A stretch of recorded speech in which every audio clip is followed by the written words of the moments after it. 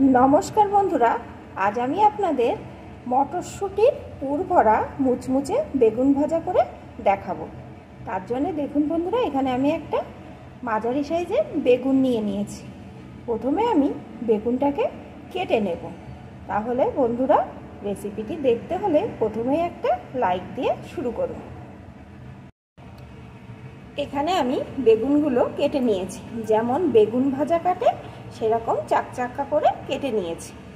আর বেগুন ভাজার এই বেগুনগুলোকে দেখুন মাঝ বরাবর একটু চিড়েও দিয়েছি, যাতে এর ভিতরে পুরটা আমি ভালো রকমভাবে ভরতে পারি। আর পুর তৈরি করার জন্যে এখানে আমি কয়েকটা মটরশুঁটি ছাড়িয়ে নিয়েছি। এখন আমি এই মটরশুঁটিকে একটু পেস্ট করে নেব। মটরশুঁটিগুলো আমি একটা মিক্সিং জারে তুলে নিয়েছি। এখন এর ভিতরে দিয়ে দেবো একটু আদা, দুটো কাঁচা লঙ্কা। এখন আমি এই সমস্ত কিছুকে ভালো করে পেস্ট করে নেব। সমস্ত কিছু এখানে আমার পেস্ট করে নেওয়া হয়ে গেছে। এখন আমি পুরটি তৈরি করে নেব। পুরটি তৈরি করার জন্য এখানে আমি কড়াইয়ে একটু সরিষার তেল বসিয়ে দিয়েছি। এখন তেলটা গরম হয়ে গেছে। এখন এর ভিতরে দিয়ে দেবো একটু গোটা জিরে, আর দিয়ে দেবো একটু হিং, অল্প একটু। এখন এগুলোকে একটু ভেজে নেব। একটু ভেজে নিয়ে আমি যে মটরশুঁটির পেস্টটি তৈরি করে রেখেছিলাম, ওই পেস্টটি এখন এর ভিতরে দিয়ে দেবো।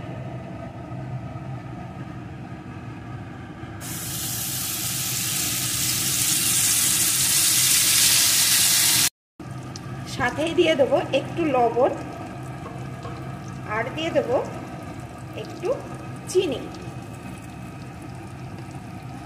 এখন আমি এইভাবে নাড়িয়ে নাড়িয়ে পুরটা বেশ কিছুক্ষণ রান্না করে নেব, যতক্ষণ না এটা একটা শক্ত ভাব চলে আসে। বেশ কিছুক্ষণ আমি এইভাবে নাড়িয়ে রান্না করে নিয়েছি। এখন কিন্তু এটা অনেকটা শক্ত ভাব চলে এসছে। দেখুন বন্ধুরা, কড়াই থেকে কেমন উঠে আসছে, তার মানে এটা এখন আমার রেডি। এখন এটাকে নামিয়ে আমি ঠান্ডা করে নেব। এখন আমি যে বেগুনগুলোকে কেটে রেখেছিলাম তার ভিতরে দিয়ে দেব একটু লবণ,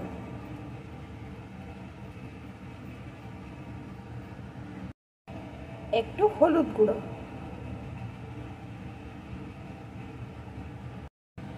একটু লঙ্কা গুঁড়ো। এখন আমি ভালো করে বেগুনগুলোকে এগুলো দিয়ে মাখিয়ে নেব। অফ ক্যামেরায় আমি হাতের সাহায্যে ভালো করে এগুলো মাখিয়ে নিয়েছি।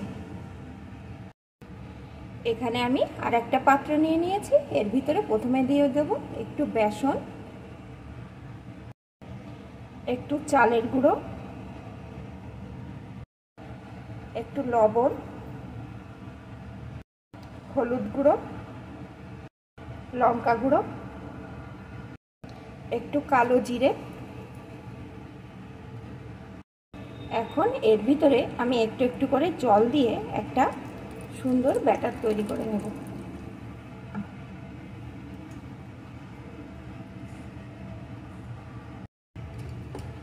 ব্যাটারটা কিন্তু এখানে আমার রেডি হয়ে গেছে।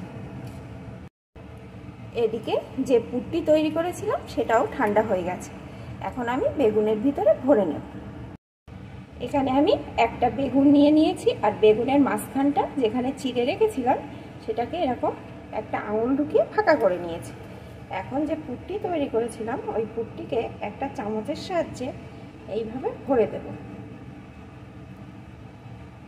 যতটুকু দেওয়া যায় ততটুকু এইভাবে ভরে দেব।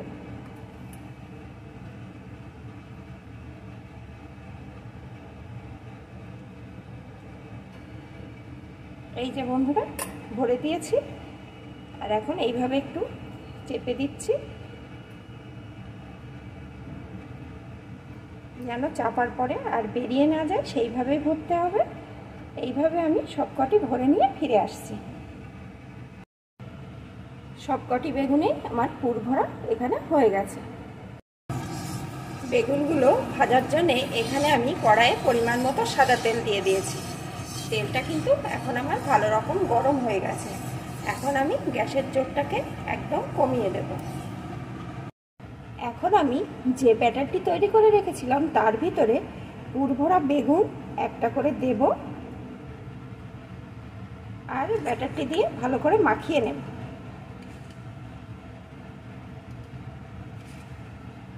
চারপাশটা এইভাবে ঘুরিয়ে ঘুরিয়ে একটু মাখিয়ে নিতে হবে যাতে পুরটা কোনোরকমভাবে বাইরে বেরিয়ে না আসে।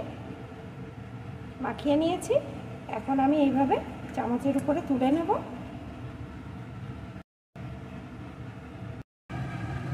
এইভাবে কড়ার ভিতরে দিয়ে দেব। আবারও আরেকটা নিয়ে নিয়েছি।